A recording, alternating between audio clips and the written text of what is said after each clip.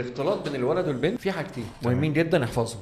اول حاجه عند الحاجه، تاني حاجه على قدر الحاجه. عند الحاجه على قدر الحاجه، تالت حاجه مفيش خضوع في القول، مفيش هزار، مفيش بتاع ايه الاخبار عامله ايه بقى بقول لك ايه بقى احنا ها مفيش الكلام ده. تمام؟ يعني ايه عند الحاجه؟ مثلا انت دلوقتي في الكليه، في المدرسه، في الشغل، انا محتاج من زميلتي حاجه، خلاص هل يجوز ان انا اطلب منها الحاجه دي؟ في الشغل يجوز طبعا. طيب على قدر الحاجه هطلبها على قدها بالظبط، ما اجودش، بس استاذنك انا محتاج 1 2 3 شكرا السلام عليكم وعليكم السلام. عند الحاجه وعلى قدر الحاجه. عند الحاجة وعلى قدر الحاجة. طيب بس انتي شكلك تعبان النهاردة، والله ما كنتيش جيتي الشغل، يعني كنت خليكي ريحي في البيت. بس ايه بقى الفستان العسل اللي هياكل منك حتة ده كله كلام بيتقال مع زمايلنا في الشغل احيانا كتير تحت بند احنا زمايل شغل. وبعدين نرجع نقول الخيانة بتيجي منين يا جماعة وبتبدأ منين يا جماعة. خدوا بالكم من الهفوات الصغيرة اللي احنا بنشوفها ولا حاجة، هي دي اللي بتعمل مصايب الكتير.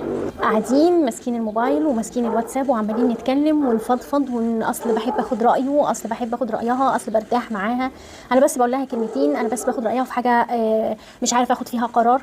كل الحاجات دي في الاخر محتاج يتحط لها حدود، وحدود مع نفسنا احنا الاول قبل ما نحطها مع حد تاني. حدود ان انا ما ينفعش افتح السكه اصلا ليها او افتح السكه ليه.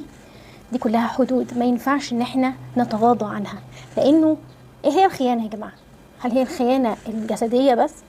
الخيانه ليها انواع كتيره قوي، منها الخيانه الفكريه، منها خيانه الكلام، منها خيانه النظرات، منها خيانه التخيلات. ايه هي الخيانه؟ محتاجين نرجع نبص عليها بصه كده ونبدا نتكلم ونشوف ايه اللي المفروض يتعمل وايه اللي مش المفروض يتعمل. مفيش حاجه اسمها اصحاب. مهم جدا ان احنا نبقى فاهمين حدود الزماله، مهم جدا ان احنا نبقى فاهمين حدود الصحوبيه في الجامعه، مهم جدا نبقى فاهمين حدود الصحوبيه في المدرسه علشان خاطر نبقى ماشيين صح، عشان خاطر نبقى ماشيين صح.